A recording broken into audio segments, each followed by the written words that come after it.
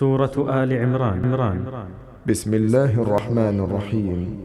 قل أنبئكم بخير من ذلكم للذين اتقوا عند ربهم جنات تجري من تحتها الأنهار خالدين فيها وأزواج مطهرة ورضوان من الله والله بصير بالعباد.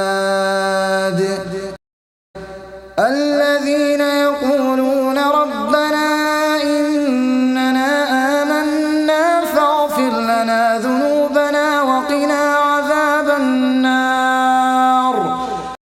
الصابرين والصادقين والقانتين والمنفقين والمستغفرين بالأسحار